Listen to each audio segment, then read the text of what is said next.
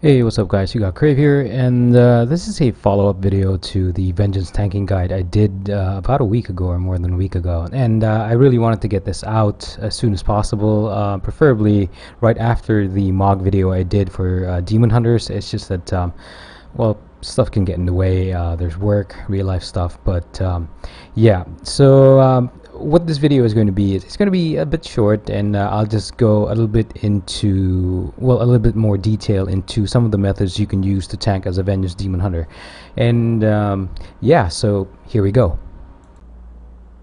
So the first thing I want to talk about is Soul Fragment healing, and it may not be very obvious to many Vengeance Demon Hunters, but it's not a very instant ability. So if you use something like Soul Cleave, yeah, you do get the instant heal from the ability itself, but in terms of the fragments that are around you, if you lucky and you have a bunch of them lying around, it's not going to be an instantaneous thing. You really have to wait for the animation to for those fragments to really hit your character. So you might be wondering why the heal didn't come your way when you needed it the most. So that's probably why. Now, the lesser fragments you have, of course, the lesser healing you're going to get. Now, these fragments, just as a reminder, are modified by your AP. So the more AP you have via agility or maybe a stat like mastery, then of course you can expect stronger healing. Now, the thing about fragments is that it has a 20-yard radius, so it's not very big actually, the space in which you can collect fragments via cleave. So if you only have, let's say, while you're tanking, you notice a fragment, although it's pretty hard to see, you notice a fragment some distance away, it's not really worth it to chase that one fragment. You can probably do more healing by just having Immolation R up or something like that. And in line with that, in terms of soul fragments, so because it relies heavily, your soul cleave will heal better the more fragments you have. At least once the fragments get to you, it is best to save your soul carver ability, which is from your Aldrachi Warblade, when you need the healing the most, if let's say you're expecting big damage. So the second thing is just really stressing the importance of demon spikes. Now, it's really important that you keep it up, rolling most of the time, unless you are trying to save it for big damage, physical damage that is. And I would suggest that if you're not used to activating this ability, make sure to use it even in World Quests. Now, we all know that the bosses in World Quests are really easy for any kind of tank, but you know, just for awareness sake that you do have the ability, just make sure to pop it, even if it's just some random world mob warden quest. And also, if you want to strengthen that a bit, you do have an artifact talent for it, but it really depends on whether you went for Painbringer as a gold trade. Now, if you don't get that, then that's fine. Now, if you do want to strengthen your demon spikes, and I do feel it might be important as time goes along, the importance of demon spikes, you might want to go for mastery for a bit. And yeah, I know it's going to be nerfed, or it's already been nerfed, mastery contribution to the amount of physical damage mitigation. I'm just not aware of when that nerf is coming in, or if it's already in place. But yeah, you want to increase your mastery maybe to increase the physical damage mitigation.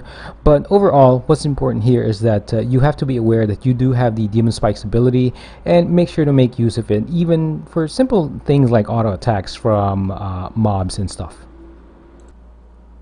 Now, for AOE scenarios or multi-mob scenarios, then it's pretty much easy actually for a Vengeance Demon Hunter.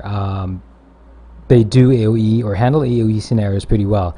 Now, for this specifically, someone made a comment in the tanking guide that asking why I didn't opt for Flame Crash. Now, it's not really a bad talent. It's just I do have preference for Fellblade, especially in single target scenarios. Now, if you can, of course, switch your talents over, and if you do have Flame Crash, then right after the pull, let's say you do your Infernal Strike, make sure you don't cast Sigil Flame. Make sure to wait for the flame debuff to wear off before using Sigil Flame. Now, another sub-tip for AOE scenarios is the use of the Burning Alive talent.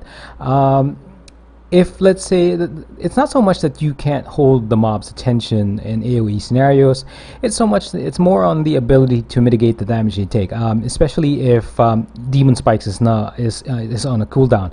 So you may want to use the Burning Alive talent. I just want to stress again from the guide that I did, it doesn't just deal AOE fire damage, it also spreads the debuff on the mobs to make sure that they deal less damage to you. So just those two things for AOE scenarios. For Flame Crash, make sure not to override or just to basically make sure that you have your Sigil of Flame rolling for a very high amount of time.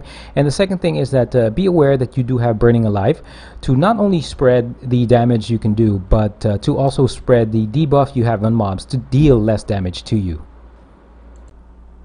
Now, the fourth tip is for the Siphon power trait, artifact ability, which is from your Eldrazi Warblades. Now, for the Empowered Ward skill that you have as a Demon Hunter, we normally save it for situations where there is really some heavy magic damage. Now, if you are in a situation where you are not in danger of taking in a lot of AoE magic damage, then what you can do is simply use Empower Wards as a means to actually increase your agility, which what this does really is that when you translate it into other things, it really means a boost to your AP. Now, a boost to your AP also means it enhances some of your abilities and it increases some of your healing. And one tiny benefit that you get out of timing Siphon power is that you also get a small bit of dodge. So what I would suggest is that if you're taking even a small amount of magic damage and you're facing a bunch of mobs or a boss that is dealing physical damage to you, then I would suggest popping Empower Wards, soaking up some of the magic damage just to get the agility boost you get afterwards. But of course, if you are in a scenario where you expect big damage, magic damage in a short bit, then of course you have to save wards for that magic damage. The fifth tip is actually just a combination of two different talents, both talents having the word soul in them. So that's Soul Rending and Soul Barrier. Now the first thing is Soul Rending. Now I really want to say that it is an amazing ability, especially when you can use it. So in this case, if you do pop your Fueled by Pain artifact trait, then it's really good. Whenever it pops up, you can just really see the healing you can do with it. If you do pair it with Metamorphosis or the Last Resort proc, then you can pretty much be sure that you'll be back to full health in no time. So I also said that this was a pretty good talent to take in my guide, so I just want to stress that that is the use of Soul Rending. It's just really amazing when you get to use it.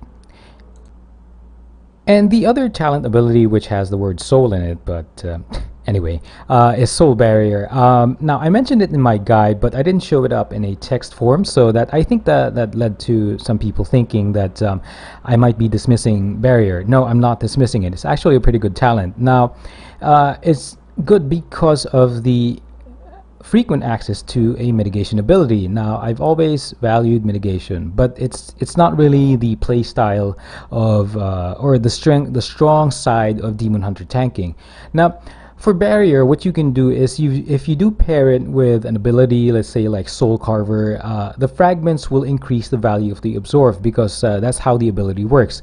So what I suggest is that if you are expecting big damage and you don't have you won't have Last Resort, then all you have to do is simply time your Soul Carver ability to generate all the fragments that you might need. Say, give it about a lead time of about 5 seconds, and then what happens is that when you do activate your Barrier, you get a much stronger shield. So what's great about it, as I mentioned in the guide, is that you have control over how you mitigate damage. Now, unlike Last Resort, you don't have that, but of course Last Resort is pretty much a lifesaver. So it will really depend on the encounter and how or where you're comfortable using whichever talent. And yeah, those are my 5 tips for tanking as a Vengeance Demon Hunter. Well, actually just added information to the guide I did. So let me know in the comment section below if you have any other tips that you might have for people who plan to tank as a Demon Hunter for the first time.